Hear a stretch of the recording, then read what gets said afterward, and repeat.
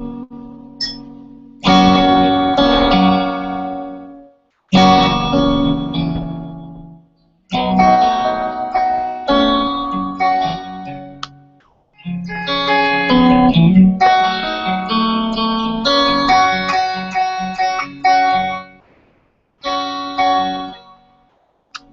boy. I am a tired boy.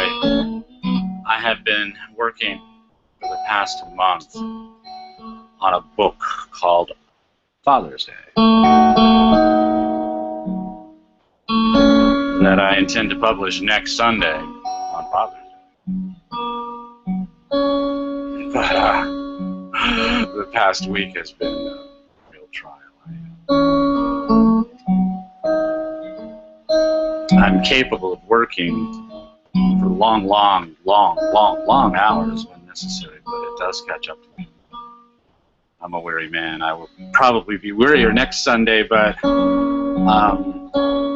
soon thereafter, plausibly, I'll be able to take a little bit of a snooze, and that will be welcome. In any case, I am very much looking forward to publishing this book. I think it's really going to make a big difference in a lot of lives. I really want to talk to fathers about their marriages, about their children, about their families.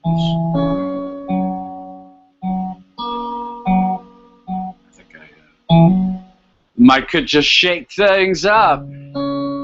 I have been writing about this for the past couple of years anyway. Last summer I wrote a book called Sun City that was very much about love, marriage, the idea of storgic love, the enduring love of families, and how those kind of ideas actually play out in real lives. The book is fiction, but the subject matter, my subject matter, was always brutal, visceral human life. And Sun City is a good book for getting a grip on the kind of ideas that I'm talking about, but Father's Day is much more explicit. It's nonfiction. Much more explicit, much more demanding, I'm afraid. We'll find out. But definitely much more challenging. And it's challenging in the ways that I've been discussing these past 2 years. Number one, that romantic relationships as such, but marriage and the family these are all masculine relationships. These relationships are all started by the man, led by the man, and really practically speaking they exist because he makes them exist, because he wants them to exist, because he needs them for reasons of his values and survival. And if those things were not true, they would not exist. The marriage wouldn't exist, and father-led family wouldn't exist. And we can actually see this happening in real life as the academics and feminists have taken over marriage and family, both in terms of their cultural influence and especially in terms of changing the laws. We have less and less family formation, fewer and fewer successful families, and more family arrangements that are broken at the outset, by which I mean single motherhood. Mothers having children without ever marrying, mothers having children with multiple fathers, known or unknown, named or unnamed, involved or uninvolved in their children's lives, but definitely not involved in the way that a father is involved, because a father is involved with his children by virtue of being married to their mother. But to the extent that marriage and all romantic relationships are successful, they will be successful to the extent that they are led by the man, and unsuccessful to the extent that the man abdicates on his leadership role. But there is virtually, obviously there are outliers for any distribution you could name, but there really is no such thing as a successful, happy, long-lasting, enduring, female-dominated marriage. That, for whatever reason, whether it's nature or simply a matter of virtually unanimous choice, men do not permit themselves to be politically dominated by women. And therefore, a woman, it's extremely unlikely that you could ever have a happy, long-term romantic relationship in which the woman is dominant over the man. But even if you did, even if you got that far, the woman still would not be able to dominate her sons. Her sons, this is why I believe this is natural in origin and not a product of culture, education, socialization, consent, consensus, any other father tongue explanation you might want to make for this. I don't believe this originates in father tongue. I believe it originates in nature, and that even if a woman successfully dominates her husband, she'll never successfully dominate her sons. And therefore, a proper upbringing for a son necessarily requires a father. I was raised by a single mother, but I was raised by a single mother who was buttressed by lots and lots of other adult men. My uncles, my grandfather, my father himself, other fathers in the neighborhood, in the Boy Scouts and things like that. I was lucky that way. I was very lucky that way. And a lot of guys my age are that lucky, whereas guys younger than us did not have those advantages because they didn't have any strong adult male role models in their lives. But to the extent that a boy is going to be dominated and led into the path of moral righteousness, it's going to be done dispositively by a man, because a woman cannot successfully dominate a man. Even her own son, that when he's young, he's easy for her to dominate in the same way that a puppy is easy to dominate, but when he gets older, he gets to be a whole lot like a dog in the way that he is obstinate about his independence, and right or wrong, whether his choices are right or wrong, he will make them regardless of what his mother says to him, and the louder she says it, the more likely he is to rebel over time. That the only dominant strategy, effective, even half effective dominant strategy that women have over men is by being bitchy, by being bossy, by yelling, by carping, by criticizing, by nagging, by engaging in behavior that actually is not leadership. That what you get as a result of this behavior, if you get anything, is compliance, and that's not what you want as a consequence of leadership. That leadership should result not in mere compliance, but in active, eager, consciously chosen cooperation. That a leadership transaction is in fact two transactions. We always want to say the boss gave the order and everybody hopped to it, but everybody hopped to it is also a choice. The boss chose to give the order. The boss saw what needed to be done and said, okay, get on it. And that definitely was his choice. And as a matter of precedence, it was necessary that he make that choice before anybody could respond to it. But the response, any individual's response to that order, is also a choice. And so the leadership relationship is reciprocal and mutually consensual. To the extent that leadership has happened, it has happened because the person following consented to and agreed with the leadership. Didn't merely comply with it, but cooperated with freely, eagerly, and ideally with so much added zeal that the job got more than done. More than was asked for was done. That's what leadership results in, whereas belligerence in any sort, bitchiness, bossiness, carping, complaining, whining, moaning, using your pain as a weapon, all of the many ways that you can attempt to achieve the results of leadership without actual leadership. Now we're talking about a leadership cargo cult, as it were. To the extent that any of those things even seems to be effective, they're effective only because they achieve mere compliance and not actual cooperation. It's not true leadership. Then, of course, it invites rebellion in the instant moment, and in the long run, it invites betrayal, because a leader makes you want to stay and makes you want to work harder, and a bully just makes you want to run away.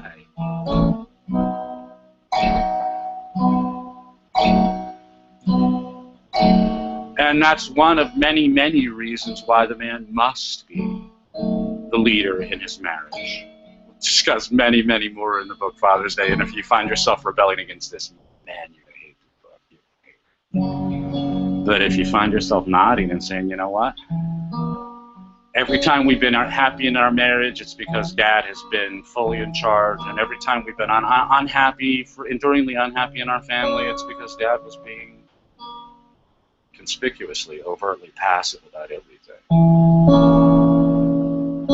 I can show you how to make your marriage work, but the way that you will make your marriage work is by making sure that the man is in charge, that he is the uncontested, unchallenged leader of that family, and that has to work both ways, that he has to take on the responsibility, he has to retake up that responsibility for leadership in his marriage, but at the same time, the other people involved have to consent to it, and if there isn't that mutual consensus, then it's not going to work anyway. But the point of the book and the point of this argument and the point of everything that I have to say is that only men can save marriage. It is absurd to invest any effort whatever in counseling women on how to save their marriages. Women cannot save their marriages. Women can only destroy their marriages, and the law definitely empowers them to blow their families to bits when they decide that they've had enough, when they decide that they have the right to go out and shop for another loser instead of the loser that they got. But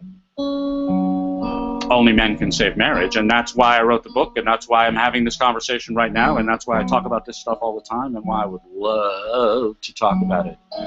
Anytime, anywhere, invite me to speak. I will speak. I will confront you, challenge you, maybe piss you off, but I will give you things to think about that you never thought about before. Here's one of them. This is the segment of the book that I have yet to write. I have not written this yet. I'm sitting at about 18,500 words. I'll be about 20,000 when I'm done, which means it's a very short book. I want to encourage you to read it, and so I don't want to scare you with big numbers.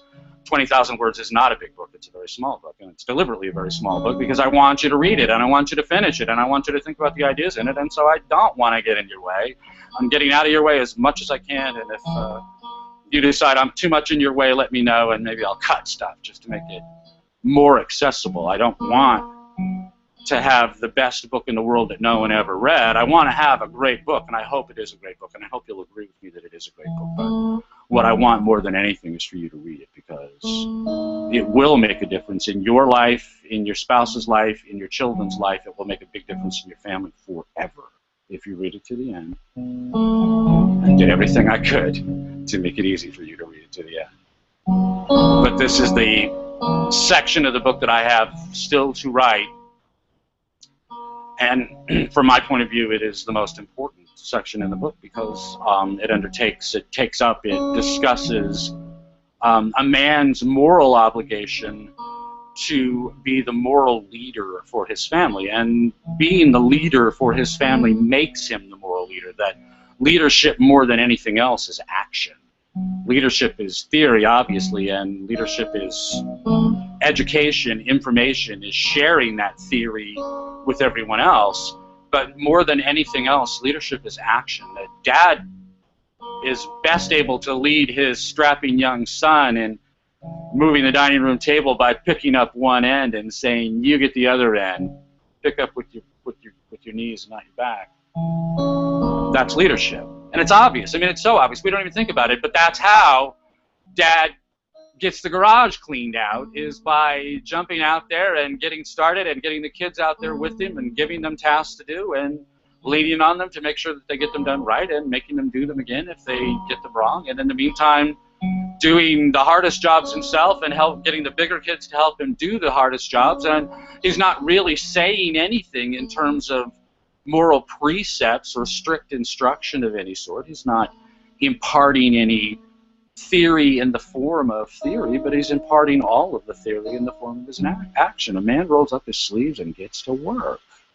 A man digs in and gets the job done. A man does the whole job.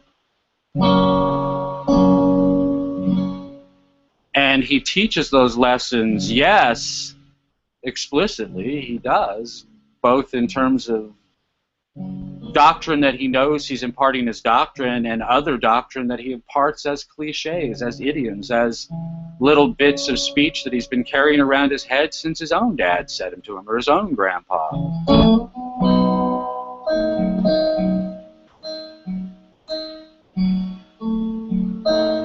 My favorite is "Well begun is half done." Writing a book is a difficult job. It's certainly not the most difficult job a man can do, but it's a very difficult job. It's a daunting job. It takes a lot of time. It is really unrewarding when you're in the midst of it, to sit all alone for hours at a time trying to pound words out of your brain so that you can pound them into the keyboard. This is not fun work. So it suits my interest to say well begun is half done all the time. Well begun, we talked about this before, well begun is 5% done at the most. But I want to say well begun is half done because I want to give myself the motivation to keep working. This is leadership, this is poetry, and I'm doing it to myself. It's leadership that I'm affecting on myself. I am deliberately telling myself something that I know is in fact factually incorrect, is not true, and yet I tell it to myself anyway, and it works. It works. Well begun is half done. Dig in, get busy. That I see an hour later, I look up and I see 1,500 words that weren't there before. Well begun is half done. That's the way it works. That's how you get things done, is by telling yourself the lies that get you busy and then just getting busy and getting the job done. I tell my wife all the time that the way to get anything done is don't stop. And that's the way I do get things done. That's why I'm tired right now and why I'm likely to be a lot more tired a week from it today. Is because I just don't stop. I get in and I just keep digging. I just keep working. If you want to get it done, you have to get it done, and the only way to get it done is to not stop working. So I just don't stop. I am a great leader in that regard. If you're ever involved in a project with me, I will work you like a slave, and I will work myself right into the grave. But by working myself that way, I will provide the maximum amount of leadership that I can provide by my actions, because I just don't stop. And that's what a man does. That's what a man does when he's working around his kids. Even if you don't really work that way, if that's not really the way you go at things, you should go at things that way with your children, because you want them to learn to work that way. You want them to learn to prize that style of methodology. Even if you're doing something entirely different, you still work exactly the same way. You rub your hands together, you roll up your sleeves, you dig in and get the job done. And that's moral leadership just by itself. That's wonderful moral leadership. And everything that you do is moral leadership. And incidentally, everything that you don't do is also moral leadership. If your kids see you laying around on the sofa for 6 or 8 hours every Sunday afternoon, they know how important work really is to you, how important the home really is to you, how important your home life is to you, how important your wife is, how important the household is, and how important your children are. You're telling them by what you're doing, even though what you're doing is nothing. What you're telling them is their importance to you is nothing.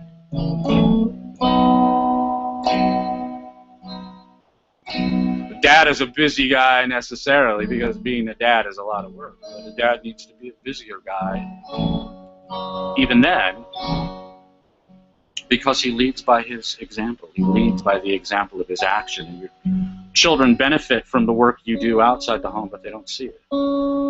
They need to see everything that you're doing while you're home, and they need to be involved in it. They need to be participating in it. And you lead them that way, too, by putting them to work and by making sure they do the work and not rewarding them for doing bad work and making them redo the work until they get it right. That's all leadership. But there's more to it than that, and both parents have this responsibility, but I put it primarily with the father. This is the responsibility to effect true moral instruction to your children. I don't like the idea of indoctrinating children, and that's why I don't care for the idea of Sunday school, of sending young children off to be dogmatized, really to be intellectually terrorized by a stranger while mom and dad are off in some other room. I don't think that's appropriate at all. But I do think that it's appropriate for parents to provide moral instruction for their children at all ages. Obviously, you do this all the time before your children achieve the age of reason, before they master father tongue, before they learn to reason and choose in concepts and therefore become fully human beings. You're constantly correcting their behavior, but you're correcting it like you correct a dog's behavior, and basically with the same results. You get compliance, but it's pain compliance. It's not really cooperation. And it's only when children reach that age of reason, when they reach that age of informed discretion, when they become fully conversant in father tongue, both as a means of thinking and choosing, and also as a means of communicating and understanding, learning, only then can you actually begin their moral instruction. In other words, their instruction in abstract morality. And I think that's most fundamentally the father's job. That I don't absolve mom of any of this, that she should be as adept with the doctrine that they're imparting to their children as he is. This is not his responsibility solely to know it, but it is certainly his responsibility to lead the family in their mastery of that doctrine. And it's interesting for me, at the Church of Splendor, an atheist, egoist church, a church with no religion, a church with no God. Certainly no God other than yourself. It's interesting to me to talk about the idea of the moral indoctrination of children, but I will tell you all kinds of interesting things about it, why I think it's necessary and worthwhile. But the very first thing I will tell you about it is that I'm not really all that concerned with the doctrinal content. I would rather you taught your children my philosophy. My book is Man Alive. You can find it at selfadoration.com. Read, learn, mark, inwardly digest. Read it as many times as you need to master it. Read it with your spouse. Read it with your wife. Read it with your older children. Master it. Master my idea of egoism, and egoism based on your whole life, your real life as a human being, meaning a self-conscious mammal, but your whole life, the life from your birth to your death, and after your death in the form of your estate and your legacy, the things you leave behind, your children, your grandchildren, but also the wealth that you leave behind and the ideas you leave behind. All of that is your life, and if you put your life that way first, if that is your conception of yourself and of your life, is as your whole life, and your need to admire and adore yourself enduringly for that entire span of time, and approach things that way, then you will live a life of splendor, the life that I promise you here at the Church of Splendor every Sunday. You'll live it that way. That's how. And so I would really love it if you would adopt my moral philosophy and learn it so well that you can teach it to your children, and that they learn it so well that they can recite it backwards and forwards standing on one foot. I think that's wonderful. But I don't really care if you're a Catholic or a Bible Christian or a Mormon or some other kind of Christian. I don't care if you're Jewish. I don't care if you're a Hindu. I don't care if you're Muslim. I don't care if you're Sikh. I don't care what your religion is or what moral doctrine that you impart to your children, provided that there is one. And obviously that it's genuinely moral. I think my moral philosophy is more moral than any moral philosophy propounded so far, including every theory of egoism propounded so far. I think my morality is morality, whereas every other moral philosophy is so significantly defective that I would reject every one of them as moral philosophy. In fact, I do reject them as moral philosophy. But everything, every religion that I named and every other religion I could think of, possibly even including Satanism for all I know, every religion or every other moral philosophy that you might choose to teach to your children, provided you are not teaching them ignorance and self-destruction, will be perfectly beneficial. It'll be fine. And the reason is that your children are autonomous minds. If you don't teach them to habituate self-destruction, and if you don't dominate them by belligerence to the point that they become cowed and they're afraid to resist you in any way, if you raise them as normal, healthy human beings, educate them appropriately, and encourage them in their natural human curiosity, they're going to challenge everything you teach them anyway. When they, by the time they're 7 or 8, they're going to be challenging the big stuff, and by the time they're 14 or 15, we're going to be challenging everything, and that is wonderful. That's completely appropriate. It's exactly what you're looking for. That's exactly what you're looking for, because your goal as a parent is to launch your children into life, to launch them into orbit, so that they can sustain themselves in orbit thereafter. And that means you need to educate them so that they can provide for themselves, obviously, and you don't do a terrible job of that. But you also need to educate them so that they can resolve their own moral dilemmas appropriately once they're out in the adult world, so that they can solve their own problems, so they can think their way out of the situations they find themselves in. You're raising them to be autonomous, and therefore you should celebrate their autonomy when it shows up, when they start to challenge everything that you say. And by the time they're 19 or 29, they may be side by side with you in whatever moral philosophy it was you taught them, or they may be very well versed in something else. But what they won't be is amoral. They won't be morally ignorant, and they won't be morally indifferent. To the contrary, they will be morally serious people because you led them to a life of moral seriousness by leading a life of moral seriousness. The doctrine matters a whole lot less than that it's important enough to you to share it with your children. And that act of sharing that doctrine with your children teaches them that ideas are important, that the map really does matter, that they're living in a world of peril, and that they can turn their lives into squalor in an instant with one poor choice. And that therefore making the right choice is important. Making choices carefully is important. And you teach your children to make their choices carefully, first by making your own choices carefully, but second by telling them why it's so important. And you do that with a dogma, with a doctrine, with a body of philosophical ideas, with a moral philosophy. Use mine, use another. You'll be doing the whole job anyway, because the whole job is not to get your child to comply with your doctrine, but to get your child to embrace the idea of autonomy, of independence, of intellectual sovereignty, and therefore to take charge of his or her own mind and take full moral responsibility for the choices that your children make. And this is a father's job to do this. It's a father's job to engage in that leadership. You can think of this, fathers teach their children to ride bikes. Not to say a mother can't, but it's fathers who do it. If a father's around, it's a father who does it. If it's not, it's often an uncle or a grandfather. Men teach children to ride bikes. Men very often are the people who teach young people how to drive.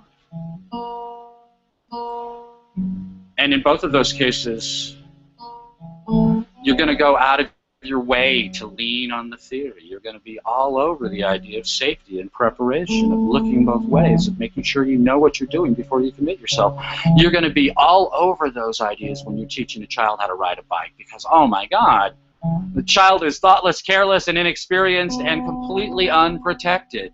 You are all over the theory, and when the child fails to look out for his own safety, even though there are no consequences, still you're all over the idea. You've got to be careful. You've got to do better than that. You've got to look both ways. You got to anticipate the unexpected. You've got to know that your life is at risk. You are all over that idea. And the same thing when you teach a child to drive, teach a young person to drive, teenager to drive. You are all over those theoretical ideas. There's a commercial on TV about a guy forcing his daughter to change her own tire, and I think it's the most wonderful thing in the world. That is fatherhood at its finest. That is fatherhood at its finest. Mom would always want to do the job for her daughter and give her a marshmallow as a reward for failing. And there's Dad, you're out here in the rain, kid. You're going to change that tire in the rain. And if you can't do it, we'll stay here until you can. That's a father's love. That's a father's leadership. And that's a father's indoctrination. He is indoctrinating his daughter in how to take care of herself by herself. And that's vitally important, because whether he has sons or daughters, they're all going to be on their own someday. They are all alone inside their own minds. And they are going to have to know how to take care of themselves. And that's how a father teaches his sons, how he teaches his daughters to be fully alive as human beings. And this is a father's job, and only a father can do it. And if you want proof, look around at all the adult babies you see everywhere. What you see when you see an adult baby is a fatherless child. And that child may not actually have been physically fatherless. There may have been a dad around the house, but he wasn't the kind of dad we're talking about. He wasn't the kind of dad who took responsibility for the moral leadership of his family. And in consequence, his children take a long, long time to grow into their own moral responsibility. In fact, there is no way to escape it because you are all alone, but you can spend so much of your time pretending that you're not responsible and somebody else is responsible. The fact that somebody else let you down gives you a license to fail, but it doesn't matter because you're going to fail anyway. Your father can teach you that when you're 7, when you're 14, when when you're 17, up until you're about 24. Your father can teach you those lessons. And if he doesn't, you're going to learn them on your own, and it's going to take a hell of a lot longer. But if he does, you're going to be an excellent mother, an excellent father, too.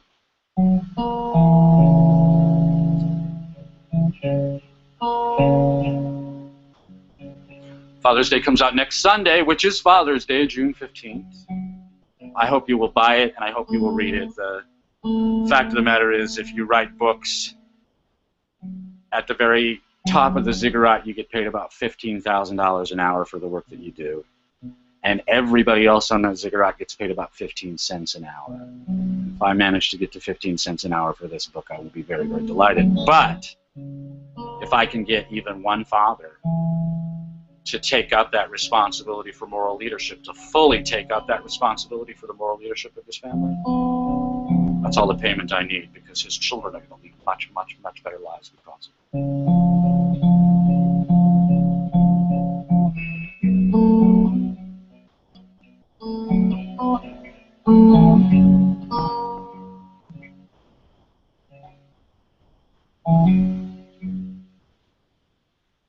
I want that. That's all I really want. Is for people to realize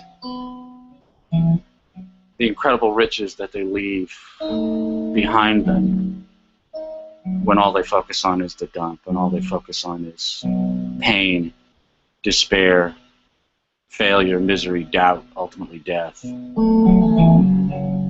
All you really have to do is turn around and walk the other way, and the whole world is yours. And when you do that, the whole world will be your children's too.